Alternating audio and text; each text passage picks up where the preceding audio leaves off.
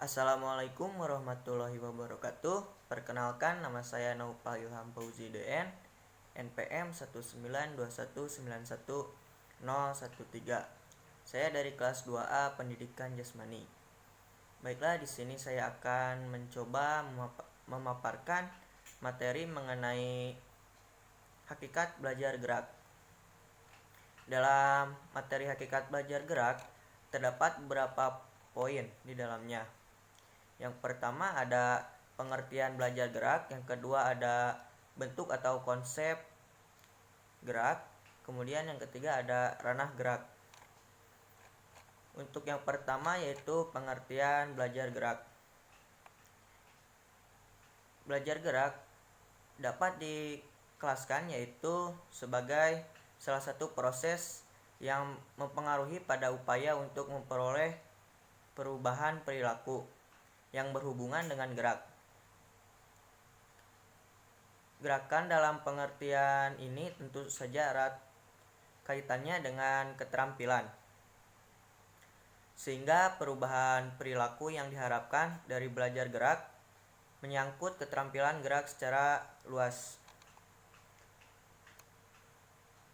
Pengertian dan batasan yang cukup banyak dipakai adalah dari Smith pada tahun 1991 yang memberikan batasan bahwa yang dimaksud dengan belajar gerak adalah suatu rangkaian proses yang berhubungan dengan latihan dan pengalaman yang mengarah pada terjadinya perubahan-perubahan yang relatif permanen dalam kemampuan seseorang untuk menampilkan gerakan-gerakan yang terampil. Berdasarkan pengertian dan batasan belajar gerak yang dikemukakan oleh Smith tersebut, maka dapat ditarik 3 hal pokok, yaitu meliputi yang pertama, belajar merupakan proses yang di dalamnya terjadi pemberian latihan atau pengalaman. Kemampuan seseorang dapat berkembang dengan sendirinya tanpa melalui latihan. Kemampuan tersebut berkembang misalnya karena pengaruh kematangan dan pertumbuhan. Dapat kita contohkan yaitu pada saat keterampilan berlari.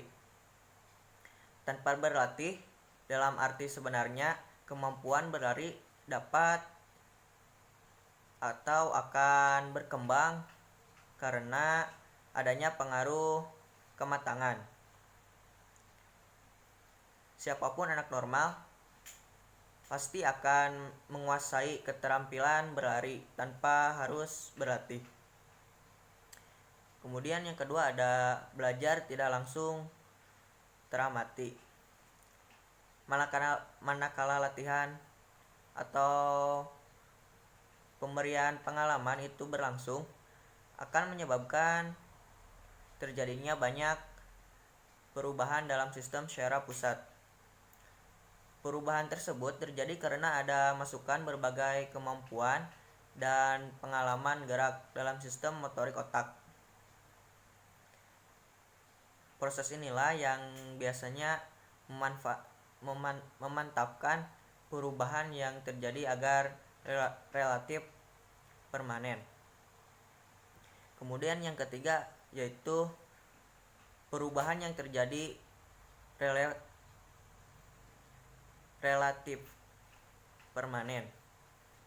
Proses belajar akan merubahnya menjadi orang yang benar-benar baru. Luarnya tetap sama, tetapi kemampuan sudah berubah.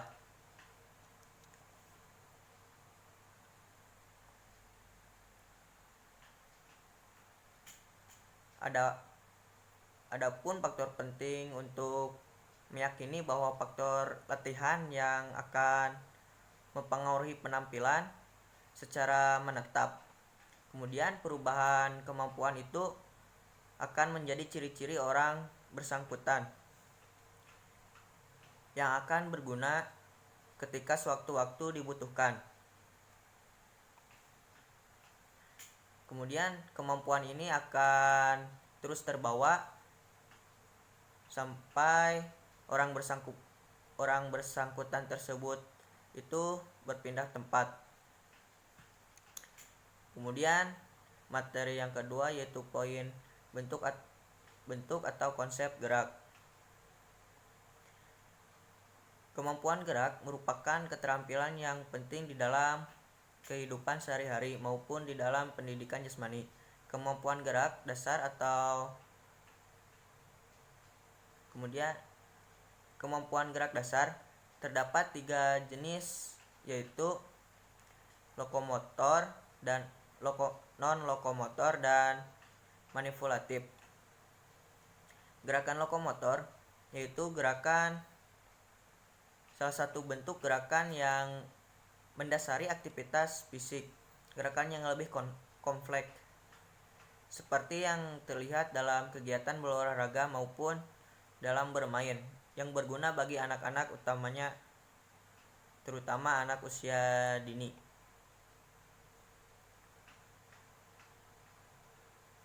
Gerak lokomotor adalah gerak memindahkan tubuh dari satu tempat ke tempat yang lain. Macam-macam gerak lokomotor yaitu ada lari, lompat, loncat, skipping, jinjit, mendarat, sliding, skipping, rolling, dan memanjat. Kemudian ada gerakan non-lokomotor. Gerakan non-lokomotor yaitu jenis gerakan yang dilakukan di tempat tanpa ada perubahan dari satu titik ke titik lain. Jadi gerakan non-lokomotor merupakan suatu gerakan yang dilakukan oleh tubuh tanpa ada perubahan tempat. Gerakan non-lokomotor juga bisa diartikan sebagai keterampilan stabil yang dilakukan tanpa atau hanya sedikit gerakan dari satu area tumpuan. Untuk bentuk-bentuk gerakan non-lokomotor yaitu menghindar, meregangkan otot, memutar dan berputar. Kemudian mengayunkan kaki, bergantung, menarik, dan yang terakhir adalah mendorong. Kemudian selanjutnya gerakan manipulatif. Gerakan manipulatif adalah keterampilan gerak kompleks yang dilakukan anak saat masih dalam masa perkembangan.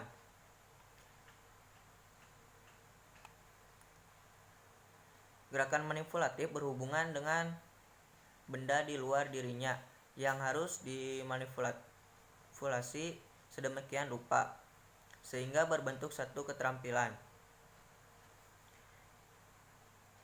Dilihat dari jenisnya, keterampilan manipulatif dibedakan menjadi 3 bagian, yaitu yang pertama menjauhkan objek. Di dalamnya terdapat melempar, memukul, menendang. Kemudian yang kedua ada menambah penguasaan. Di dalamnya terdapat menangkap, mengumpulkan, mengambil. Kemudian yang terakhir bergerak bersama. Di dalamnya terdapat membawa, memantulkan. Kemudian selanjutnya yaitu poin yang terakhir yaitu ranah gerak. Dalam ranah gerak ini terdapat beberapa macam, di antaranya yaitu ranah kognitif, ranah afektif, dan ranah psikomotor. Untuk ranah kognitif yaitu merupakan ranah yang mencakup berbagai kegiatan mental otak. Semua yang menyangkut aktivitas otak adalah termasuk dalam ranah kognitif. Ranah kognitif terdapat 6 jenjang atau aspek. yaitu yang pertama ada pengetahuan atau hafalan, yang kedua ada pemahaman, yang ketiga penerapan, yang keempat ada analisis, kemudian sintesis, dan yang terakhir ada penilaian atau penghargaan atau evaluasi.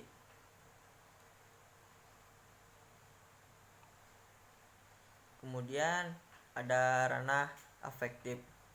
Ranah afektif merupakan ranah yang berkaitan dengan sikap dan nilai yang berbeda-beda. Ranah afektif mencakup watak perilaku seperti perasaan, minat, sikap, emosi, dan nilai masing-masing. Ciri-ciri hasil belajar afektif akan tampak pada peserta didik dalam berbagai tingkah laku. Ranah afektif terbagi menjadi lebih rinci lagi ke dalam 5 jenjang, yaitu yang pertama ada menerima atau memperhatikan, kemudian ada mengandung arti adanya partisipasi aktif, kemudian menilai atau menghargai, yang keempat ada mengatur atau mengorganisasikan, dan yang terakhir ada karakterisasi dengan suatu nilai atau kompleks nilai. Kemudian yang terakhir ada ranah psikomotor. Ranah psikomotor merupakan ranah yang erat berkaitan dengan keterampilan atau skill atau kemampuan bertindak setelah seseorang menerima pengalaman belajar, terutama yang telah mereka tekuni.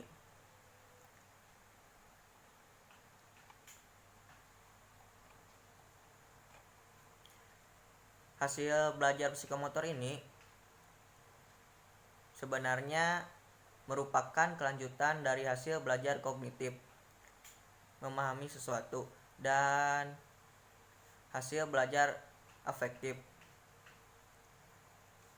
yang baru tampak dalam bentuk kecenderungan berperilaku, namun tidak sama.